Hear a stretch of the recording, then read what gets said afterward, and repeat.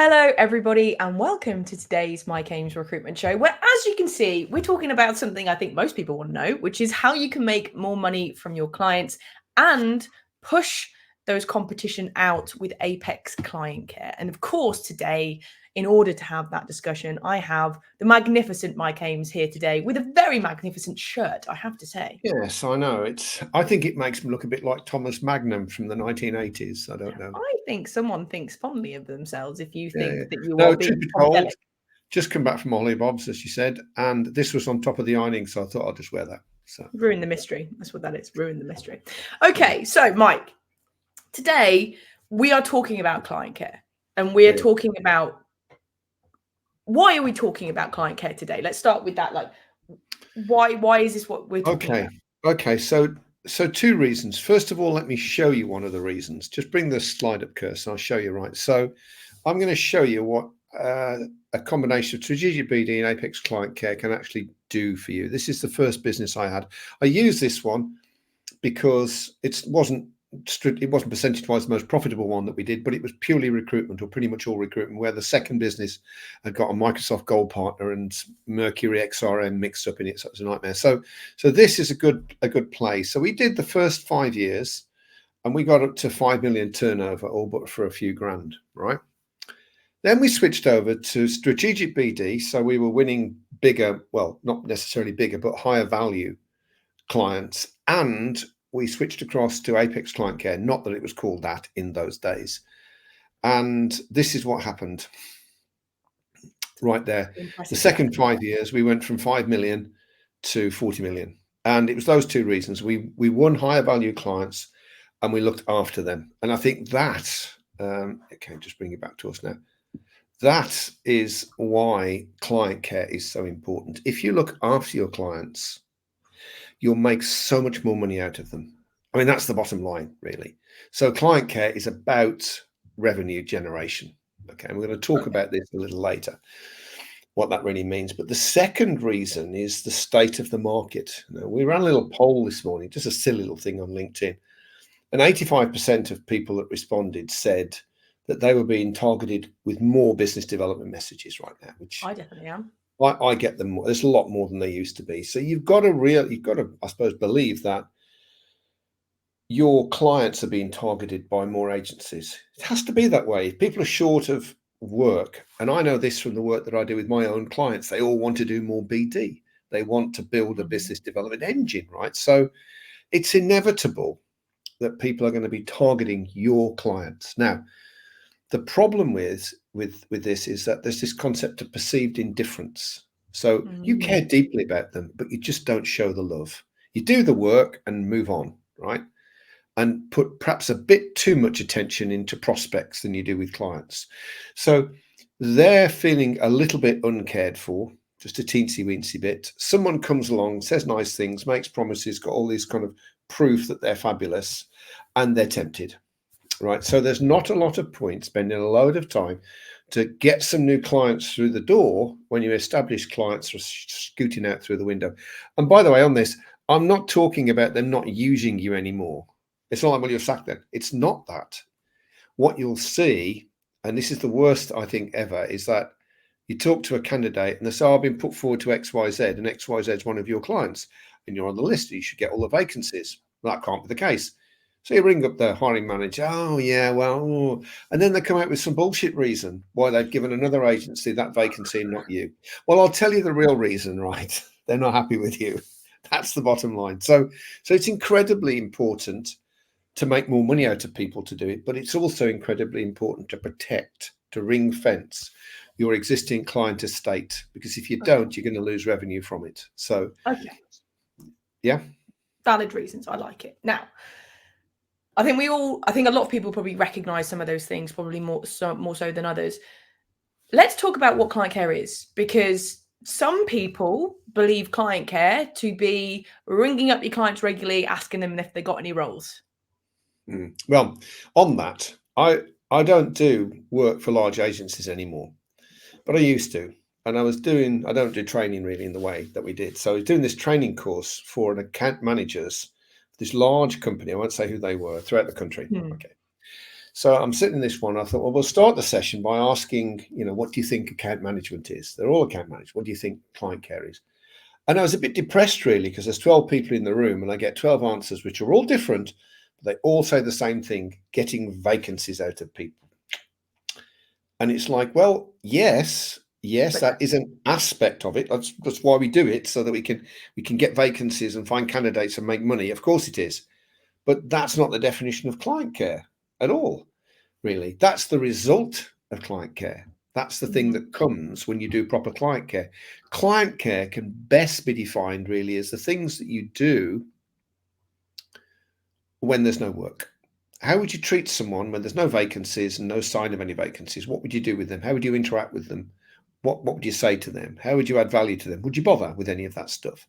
And of course, certainly in 360s end of the month warriors, where they've got to go where their money is, the chances of them putting a lot of effort into somebody when there's no money is pretty slim. So client care really is that. But there's another definition which I like as well. Client care is how you make people feel. And I just love that, because we have a course that we're not running it at the moment, and it's not intended for recruiters anyway. It's for lawyers, weirdly. And it's helping them to build and monetize networks. Okay, that's what they're supposed to do, and we teach them how to do it, right?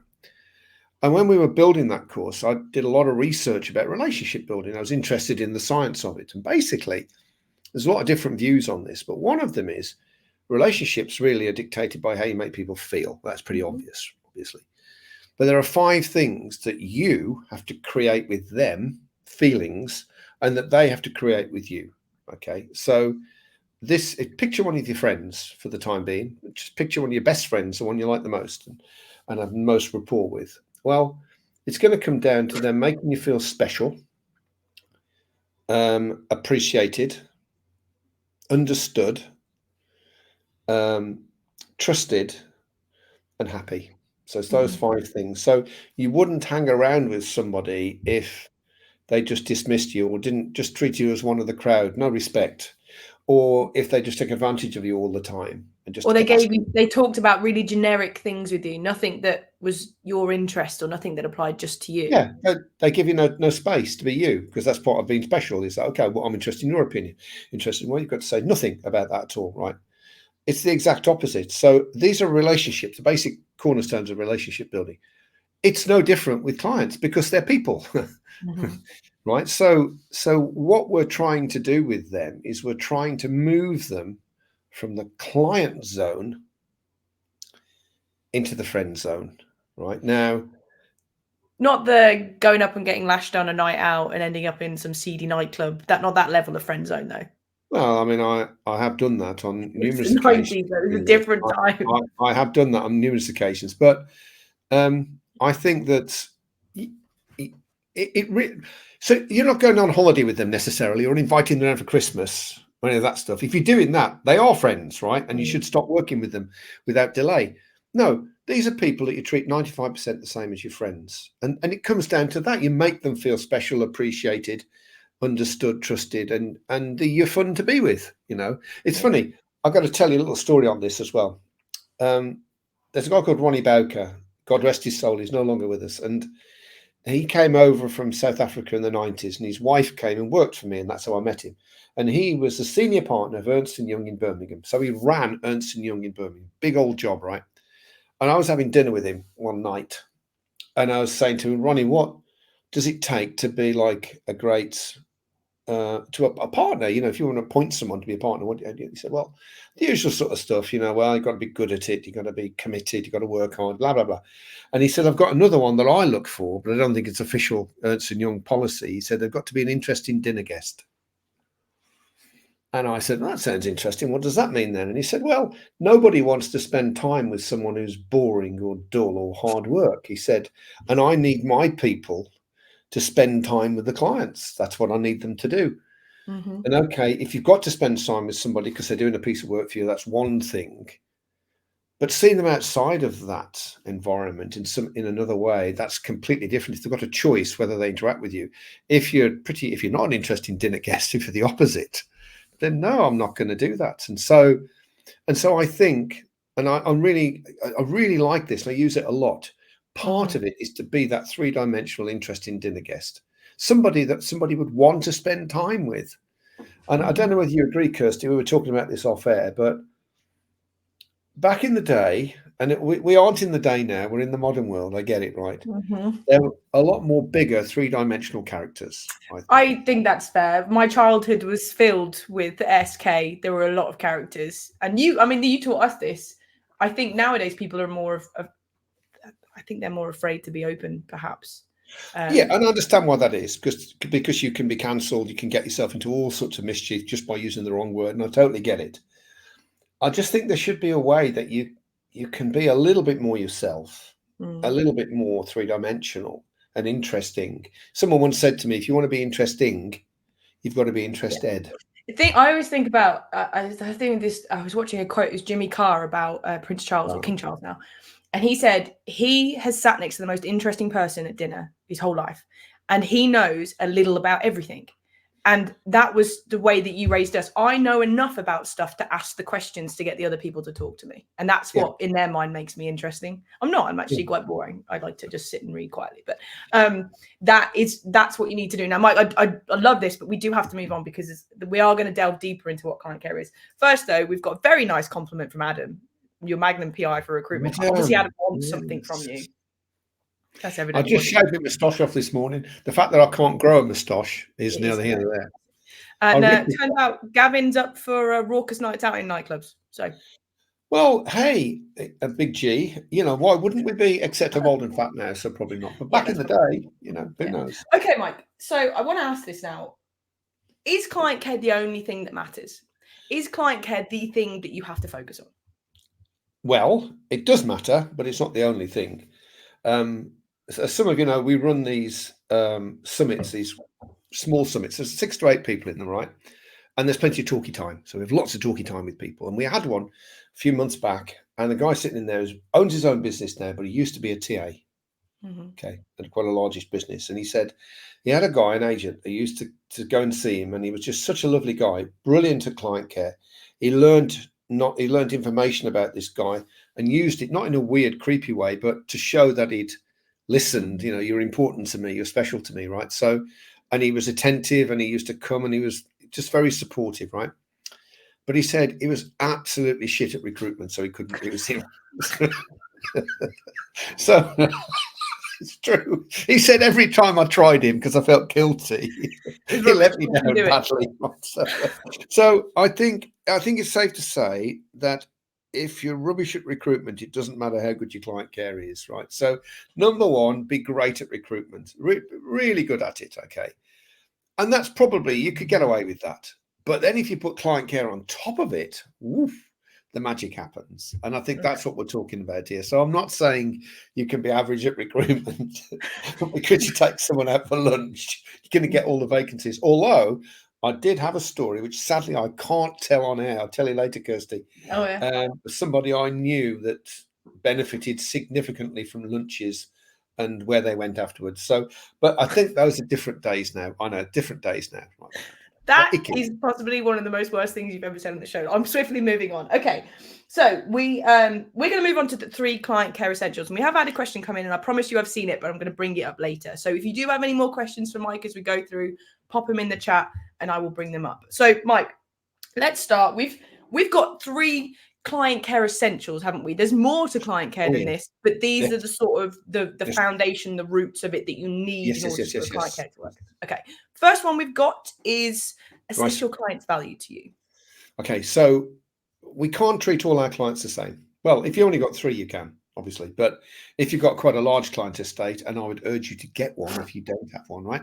If you've got quite a large client estate, we need to know the value to us. And here's the interesting thing with this. We're not looking at what we've done with them. We're looking at what we could do with them revenue-wise and the strength of the relationship. So you basically got what they call a client concentration matrix, and it gives you 3 columns, 3 rows, and you put individual hiring managers into that matrix according to how they treat you and how much dough you can make from them. Now, it sounds horrible and it's counterintuitive. You're saying, well, what are you going to do when there's no money? No, it's not about that. It's about having an understanding of how much effort you put into specific people. And I'll tell you who that's for. It's not for the experienced guys that know if there's no work coming from Fred Bloggs this year, but you've had 3 good years, you're still going to go and see him, partly because you owe him, and partly because there'll perhaps be another good year next year or the year after. So it's for less experienced people that haven't got a clue. And what they're drawn to is people who are nice to them. Yeah.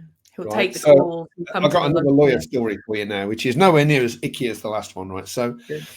so I was doing some work with a law firm and helping them build a business development engine, right? So, and I was talking to all these partners, and the ones I was going through his pipeline, and so this is kind of like new business, but it still applies.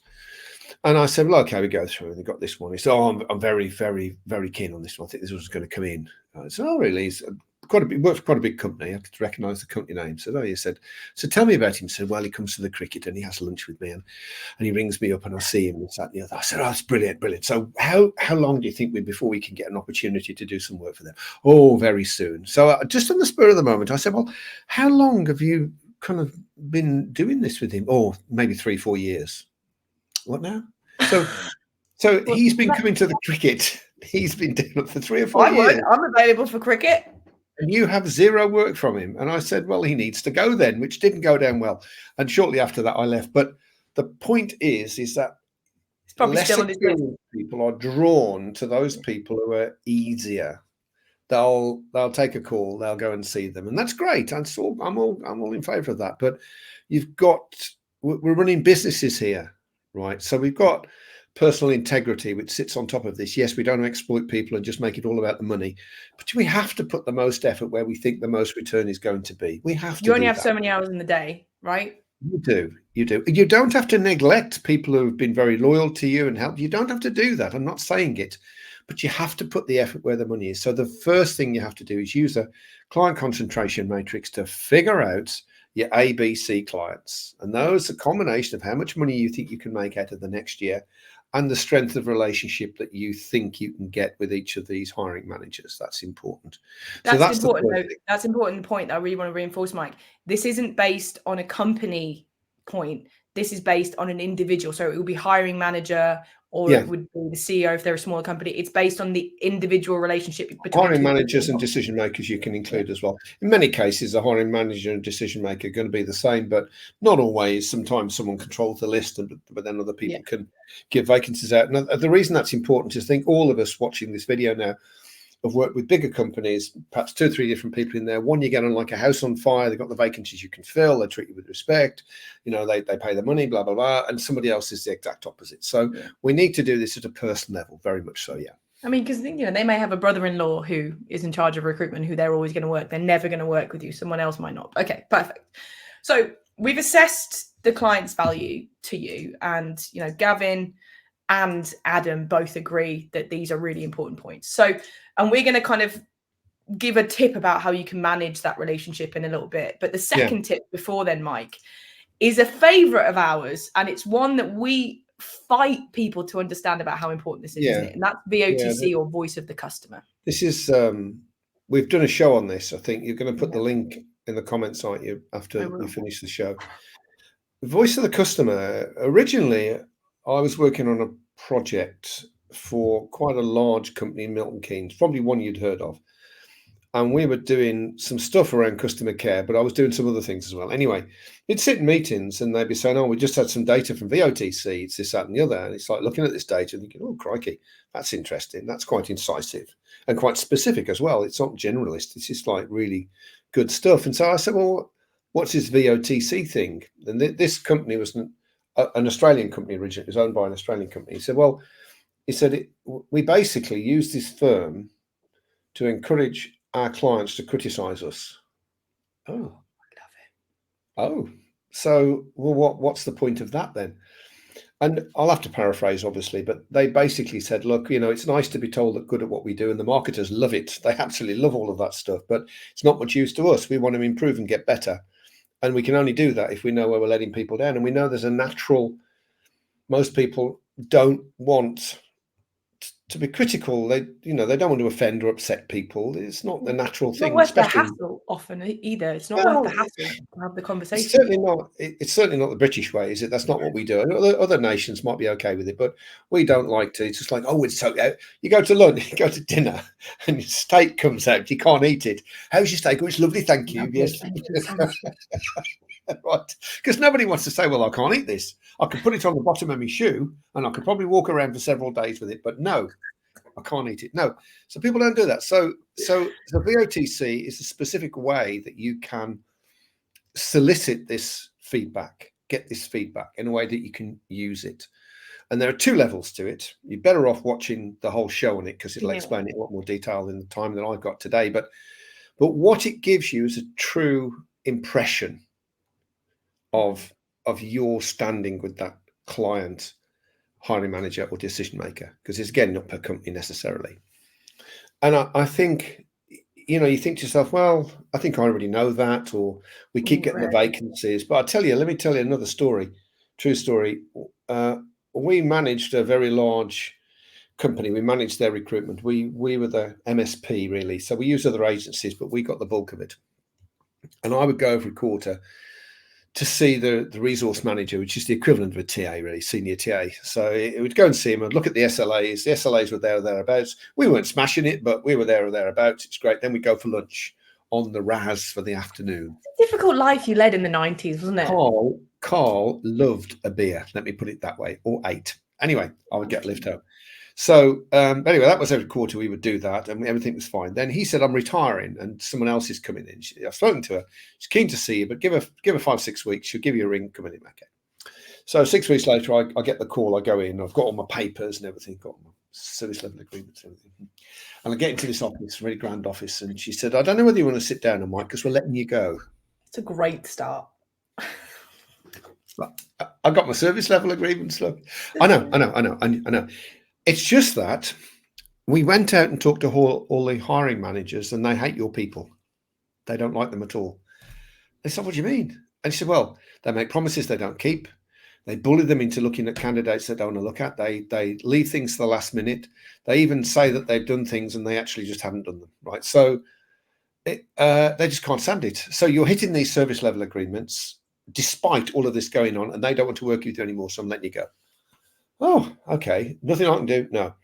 It was actually my fault because the guy that ran it, I'd stretched him too far. So it's my bad. I totally take the blame for it. I should have been closer to it.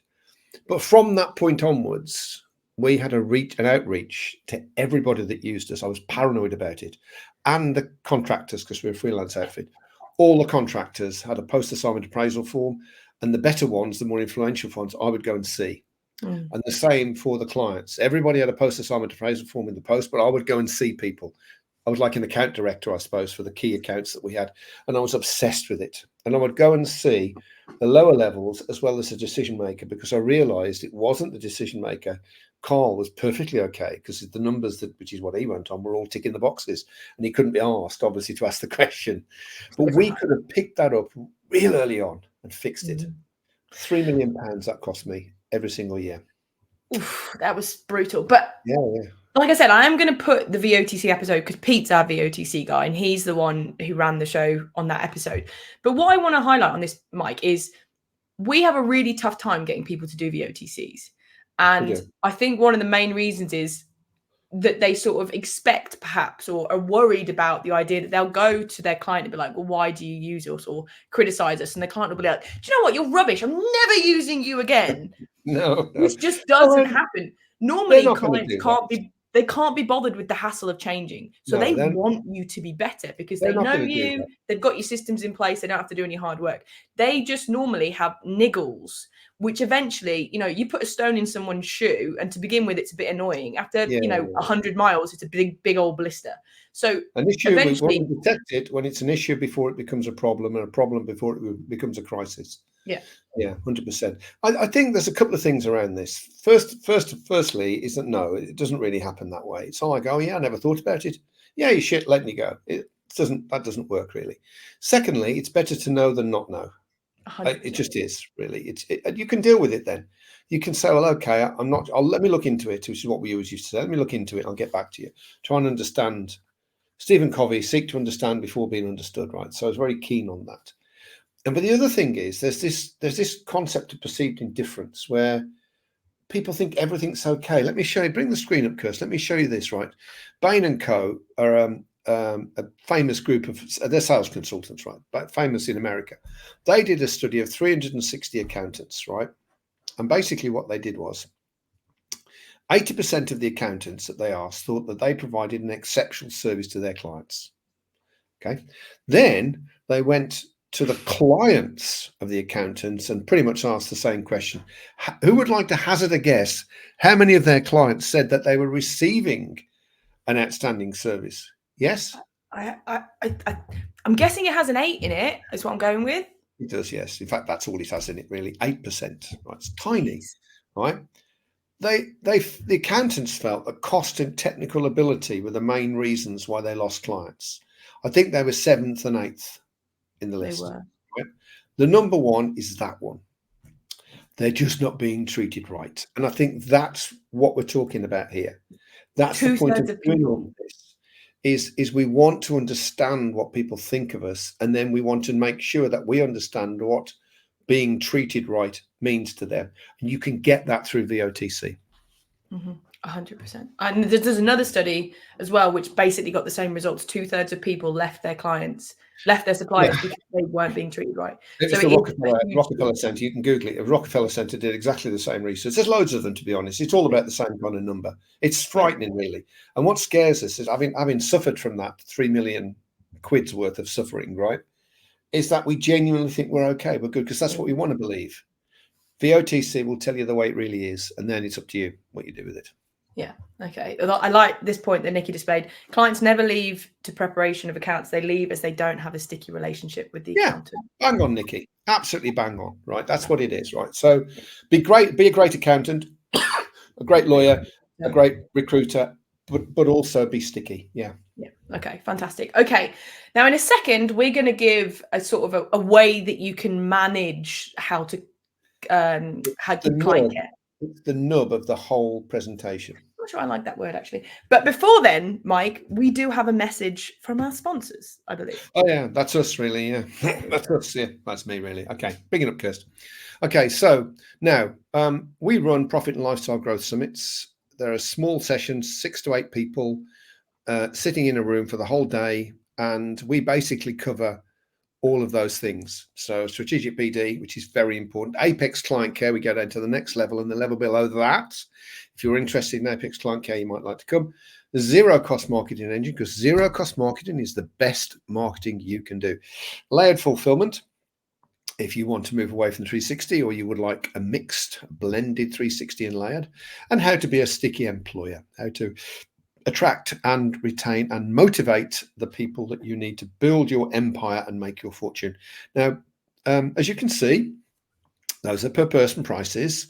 Birmingham, Manchester, and in fact online is 97 quid. We are booking now for online. We're actually taking the onlines. London is a bit more, 247 quid. So if you would like to come and experience that with us and change the way in which you see your business, then all you need to do is that. Just email summit to mike@flair.uk and I will send you a link where you can read all about it, look at some testimonial videos, people actually looking at camera and telling you what they got from it, and you can book on if you like. For 97 quid, seriously, why would you not? Anyway, there you go. A word from our sponsor. We also have an excellent time, which I think can't be underrated, but okay. Okay, Mike. So I think now is the time to move on to our final of the foundations, which is a 3-tier care regime. Now, we have kind of spoken about this before, but this is really where you want to spend a lot of the time, isn't it? Yeah, I do. Yeah. I'll spend a few minutes on this because how are relationships built? They're built through interactions. That's the bottom line. When you interact with somebody, then that's another layer that goes on the relationship bridge, which is how we class it, right? So, and in those interactions, you're going to be communicating some things about you. You're going to be learning things about them, which we'll look at it in more detail in a second, so I can specifically tell you what to learn. We also obviously want to make people feel special and appreciated and understood and trusted and happy. We want to have a bit of a laugh, really. You know, that's the point. And there's a phrase in which we use, which is you've got to get off the operational highway and into the relationship rest area. And what that means is if you only interact about work, if that's pretty much it, and you don't get outside of that into the personal space a little bit, provided the other person is okay with that, obviously, because some people are very private. Okay, put that to one side. Not that many, weirdly. Most people will engage in small talk and let a little bit about themselves out if you let a little bit about yourself to them first. Yeah. Right, that's how relationships are built, those interactions. So that could be on the telephone, it could be over a Zoom call, it could be in person, it can be through social media these days, very much so. It can be through WhatsApp or text or SMS or even email if you missed. Although the downside with email is a natural connotation that email is operational. It's just a thing that we all think. So it's kind of hard to get up the operational highway into the relationship rest area if you're just trying to whack out emails. So perhaps not then really with that. Let that stay as work is a good thing, really. Now, I think go on, you go. we kind of can't do it, but it's often related to dating. If you imagine if you're dating someone with one aim in mind, which is, then that's not really going to be a very strong relationship, you know. But if you take time to understand who they are, you let them know who you are, you have conversations, you're interested in them, that's going to be a strong relationship. You've got to align values, you've got to align you've got to have affinity, you've got to make sure that you see not the same sense of humor, because you aren't actually going to get married and live with them happily ever after, so you don't need to go that far. But it's obviously important to be able to create that rapport, trust and confidence in somebody and then keep that. So if you go back to the relationship bridge, it's a great is it analogy or a metaphor? It's an analogy. Of course it is, yes. So imagine two banks of a fast flowing river, and over here is you and over there is your client or your prospect. It doesn't make any difference really. And what you're trying to do is build and maintain relationships. Every time you interact, it's a layer on the relationship bridge. And some interactions are more important than others, so the layer is thicker. Some are very thin. So a quick text on the football from last night is a very thin layer. An email to introduce them to somebody they could do business with is much thicker, right? So, and when that bridge with all those layers becomes strong enough, you can walk across and get what you want. The trouble is that the bridge has to reach a certain size before it gets set. What that means is you've probably got friends you haven't seen for donkey's years, but when you meet them, it's like old days because that relationship is set. Before the relationship is set, it starts to deteriorate. And if you don't keep adding layers to it, eventually it will just fall through. So it's very important to continue to interact, right? So, and what we're going to talk about now is the way in which we do that. Okay, so by the name of it, 3-tier contact regime, I'm assuming, Mike, well, I know, that there's 3 different individual parts to this contact regime. Yeah. Okay, so the first layer, and by the way, what we're looking for here is 26 touch points a year, 26 interactions a year. And you might think that aren't operational. So this isn't talking about, you know, CVs and stuff. You used to get this with the lawyers all the time, right? They were, well, you know, I'll do 10 a week. So what do you talk about? Well, you know, working on the case or work on the matters and this, that, and the other. Well, that's not what I'm talking about, is it? How many times do you just have a conversation with somebody about them? Never. Well, there you go. Right. So that's what you should do this for. One of the reasons I don't deal with lawyers anymore, strangely enough. But recruiters, talkative lot, should be okay. So level 1 is your scheduled interactions. You can vary this from client to client, depends on how important they are to you and how valuable they are and what level they are, yada, yada, yada. But the default is 4 of those a year. There's 4 conversations or a couple of conversations and a visit or something of that nature, but it's definitely interactive. It's like a telephone call or a Teams call or an in-person thing. And those are the ones that your CRM system is reminding you to do. So you ring them up. Your CRM system says, you know, ring so-and-so this week. You do that. You ring them. You go back into your CRM system, do a little update about whatever it is, set the next one for 4 months. You do. So, and you can control that. You can monitor that it's happening with you. If you've got a team, you want to monitor them, it's easy to do that. When the relationship is in its early stages, you would use content. we have this thing called a reason to interact, an RTI, right? So an RTI is just a reason to ring up somebody that doesn't sound weird, doesn't sound like, hey, you got any work for me? Which, you know. So an RTI, when you don't know somebody, is just content. So we've got this great thing. Would you like to come to it? Or just events sometimes. Piece of research. Say again. Sometimes events, like an online webinar. Yeah, we've got a great event. We'd like to come to it. Whatever, So it's content-driven assets, really. When you get to know them, as soon as you move them gradually into the friend zone, you can just ring them up. How are you? I haven't spoken to you for a bit. What's going on? And you know stuff about them, so it's not weird to do that. You know that they run marathons, or that their kids having piano lessons, or that they've just bought a place in Spain or something like that. Well, it can be, or just, what you're doing for the summer. It's like what you do with your friends. Treat them 95% the same as your friends. That's where you need to get to, because it's easy then. The schedule becomes so much easier, and you probably won't be able to limit yourself to 4. Probably find yourself ringing in a lot more than that, because you just like a chat, really, catch up, really, which is absolutely fine. And yes, you can ask if there's anything that you can help them with, if there's anything coming up, anything you should know about. If you do it in the right way, it's not weird. So it's got a work connotation to it, but the lead isn't operational. You understand? So, and that's really important. So that's number one. The bottom, I'm saving layer, the second layer, to left, right? So the bottom one are scheduled. No. Subscriptions.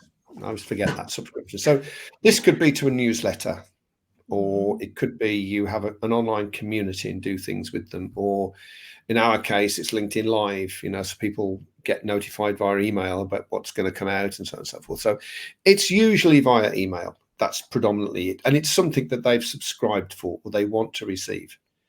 Now, 12 of those a year. So there's 12, 4 on the top. That's 16. You're pretty much over halfway there, aren't you, really? So it's not so bad.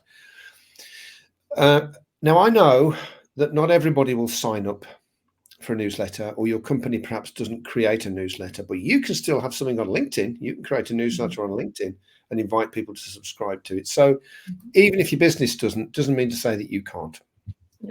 The middle layer is the most important and the most interesting, actually, because the middle layer is ad hoc interactions. Now, it's important. Let me tell you what it is and why it's important. So it's important because they're not planned, or seemingly not planned. Well, no, actually, they're not planned. They're ad hoc, and it's the nature of them. So, and it's the theme behind it is saw this, thought of you. So it doesn't have to always be that, but it's kind of like, I learned something about you. You're special to me. I learned something about you, and because you're special, I retained that. And then I saw this thing, or I'm doing this thing, and I thought about you. Very powerful. Yeah, massively so. And are these mostly social media or text, do you think, rather than phones? Can be anything. Could be phone calls. Social media is the easy one, obviously, because it doesn't have to necessarily be that. That's the theme of it. It could be that they just made a post and you read it and think, oh, that's an interesting post, and you comment, that's an interesting post because of this, that, and the other reason. So you're not getting someone in India to do this. They've not read the post. You've actually read it and it has resonated, and you're putting in the comment why it's resonated, right? So it could be that, which is again a way of making people feel special and appreciated, in the terms that they know something and they've shared it and you've really appreciated that, right? So I think it's important. It's really important to focus on that ad hoc level. Yeah. In our program that we run, we have a spreadsheet which we use to manage all of this, because I haven't seen a single CRM system, and please, if you know anyone, just let me know, that actually manages this properly in the detail that you need it. Because you need to make sure that once every 6 weeks or so, there or thereabouts, you're interacting with them. Now, if you do it properly and you manage it properly, this isn't with everybody, it's just with your clients. And incidentally, the prospects that you have where you're trying to build a relationship bridge. This is about maintaining the bridge. This is about building the bridge. And so it's very important to make sure that these ad hoc interactions happen.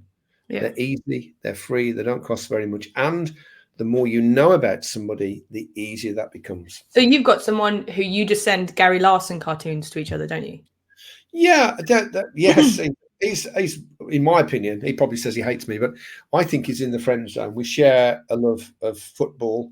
He's much keener than me because he's a season ticket holder, and I sometimes go down to watch my team play his team. And normally lose. But we've got an interest in Gary Larson cartoons. If you're not sure what that is, Google it. Gary Larson produces these hilarious, freaky, off-the-wall cartoons, and he loves them, and I love them. So every now and again, I'll just get one. I'll just get one through WhatsApp.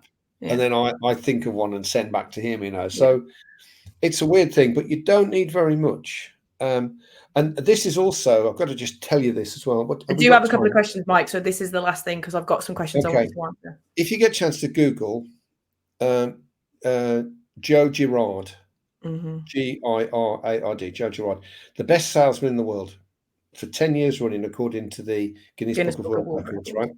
And what he did was every single month, he wrote a card, handwritten card, and sent one to every single person he'd ever sold a car with. So at the end of his career, he was sending out 3,000 handwritten cards a month. He had a team of 4 people just writing cards for him that he paid for out of his own money. The company he worked for didn't pay them, he paid them. But because of that, 12 times a year, they were getting something from Joe when nobody else did anything. Who are you going to recommend if somebody's looking for a car? Who are you going to go and see if you want a new car, right? It's Joe, because he's front and center. And if you get a chance to Google it, and I'll shut up now, it's the mere exposure effect, MERE, mere exposure effect. And it explains why this works. It explains why this 26 interactions a year works as well. Very, very powerful. It is indeed. Okay, Mike, we've had a couple of questions. So number one, Ian has said, it's a bit of a silly question. There's no such thing. But if we're contacting our clients, not vacancy focused, what would you discuss with customers if your organization does not have any white papers, etc.? I understand you can add value on the market, but for more junior recruiters, this may be difficult. So essentially he's asking, if you don't have a lot of content. Yeah. That is not a silly question at all. That is not a silly question at all. I think you have to work harder. If your company doesn't have anything and you don't feel comfortable in creating it, the very first agency I worked for in the 80s didn't have anything. And I started to produce things, really, which they were horrified until clients started liking it. And then suddenly everyone used it. But so you might find that you can produce stuff yourself. But if they're active-ish on LinkedIn, then you've got perhaps LinkedIn posts that you can ring. Well, so you made that post about the thing, And certainly as soon as you get to know somebody, and that's the secret. I know it's chicken and egg, I get it. But if you've got nothing else to talk about, you can start talking about work. But you've got to, if the purpose of the call is work, you've got to get them into the relationship rest area so that you can learn a bit about them, because then you've got a reason to ring them up. As soon as you know they do marathon running, you've got an angle then. So you've got something, you can see something, or maybe think that you might like to do a run. I'm ringing you because I was thinking of doing a run. Have you got any training ideas, whatever? You know what I mean? So once you start to get a little bit about them, then you get in the relationship rest area, then you can gather more information, then it's a cinch.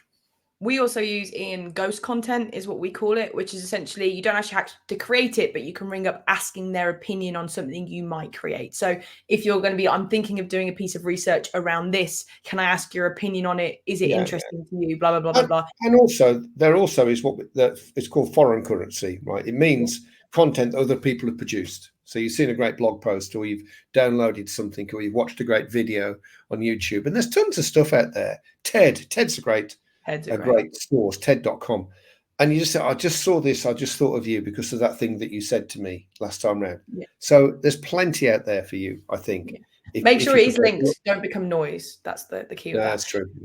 Martin's made a comment. It said that we said that CRM don't really allow for this ad hoc, and he said it's likely that CRM providers don't have functionality because there isn't the demand from agencies, which shows the lack of people doing it, which therefore by doing this form of client care you'll be in the differentiator category with your clients. Spot on, Martin. Yeah, 100%. Spot on, Martin. It's very true.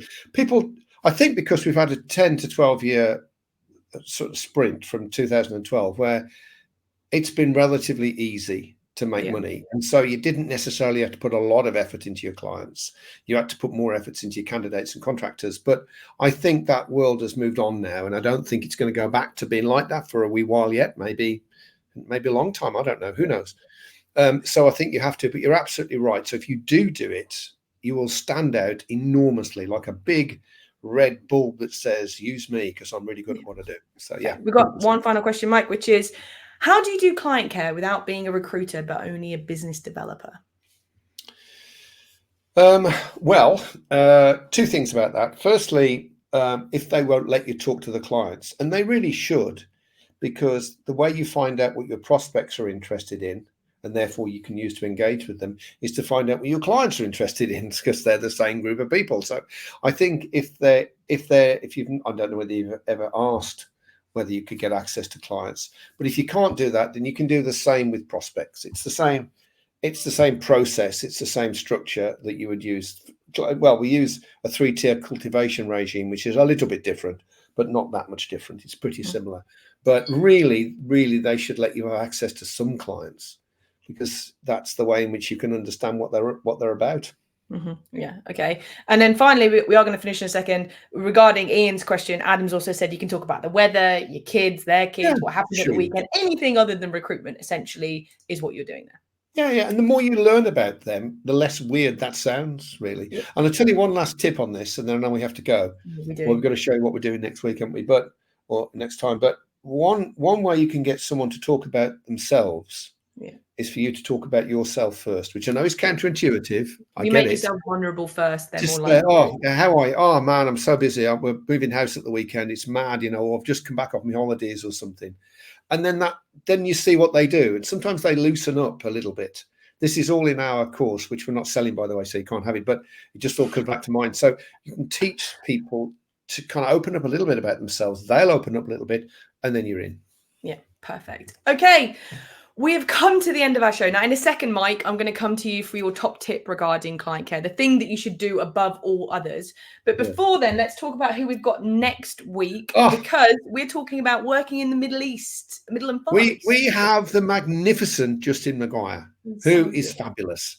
Look him up on LinkedIn. Seriously, he's fabulous. Great. So he's going to come and share his story with us, how he moved from UK, I think he was a marketing executive or something, all the way to the Middle East. And he's got offices in Dubai, Hong Kong and Singapore, I think and maybe he's got licenses in Saudi as well, I think. Anyway, la-di-da. So he's going to come and talk to us about that journey. Very interesting for you if you're thinking of doing business in that part of the world. But also he's going to share with us how he converted from 360 to layered along the way and the effect that has had on his business. So don't miss that one, guys. He's brilliant as well. Google him. He's on video all over the place. Check him out. I think you'll like that. Such good quality. Okay. Mike, people are watching this. They're thinking client care. That's a bit of me. That is, I'm a big fan of that. I can understand the power, but they're thinking you've gone through quite a lot today, Mike. What's the first thing that people should do to start their client care journey? So your mission, I think everyone should have the same mission as a recruiter, to win. That's it. You come here, right? Like Alex Ferguson, you come here for silverware. Come here because we win. The way in which we win is that we are the first choice of our clients, whether it's official or unofficial. I don't really care. You can have a PSL in place, but really, who are you going to come to first? 50-50 on 2 different candidates. Who's you going to take, right? Are you going to ring me up a couple of days before and say, I'm letting a vacancy out at the weekend, have a little look around for these? First choice, right? That was our mission in Software Knowledge. I was obsessed with it. So my suggestion to you is that you start measuring that. It's very simple. You just go to your hiring manager and say, off the record, right? Because I know you've got a PSL in place, but tell me, are we your first choice or not? If you could only deal with one agency, would it be us? Be honest with me, be brutally honest. If they say yes, then you say, awesome, I really appreciate that, very much so. Could you tell me why? Because you're then beginning to build up your own USPs, why people use you. So that's pretty cool. If they say no, which of course a lot of people will say no, you say, fine, I respect that. I want to move a millimeter closer. What one thing could I do which would get me a little bit closer to that hallowed position? What can I do? And mostly they will tell you, and then you do it, right? So it's a plan with no drawbacks. But the thing I like the most is you can measure it. It's a number that you can have, and you can put it as a percentage of your clients, or you can just say for 20 odd, of our 50 clients, we are first choice for 15 of them, something. Next year would be first choice for 20 of them. See what I mean? Love it. That would be my first choice. It's like a mini VOTC. I'm a big fan of that. I like it. Okay, we have come to the end of the show, guys. So I will be putting the link to the VOTC episode in the comments below. So keep an eye out for that. I'll do it just as soon as I stop being live on this. And I want to say thank you to everybody who's commented. We've got a lot of value from the clients and some from the comments and some really good questions. So thank you so much for getting involved. It always makes our experience way more fun when we get to talk to you all. I want to say thank you to Mike for sharing all of his knowledge today and for that magnificent shirt. Thank you. Well, no, and thank you, audience. As always, we do value you, we do appreciate you, and think you're special, right? Not special anyway. Move on. But we do, and we love it. And thank you very much, Kirsty, as well for running the show as always, which makes my life so much easier that you do that. And I'm just magnificent too. That's fine. And we look forward to seeing you on our next show.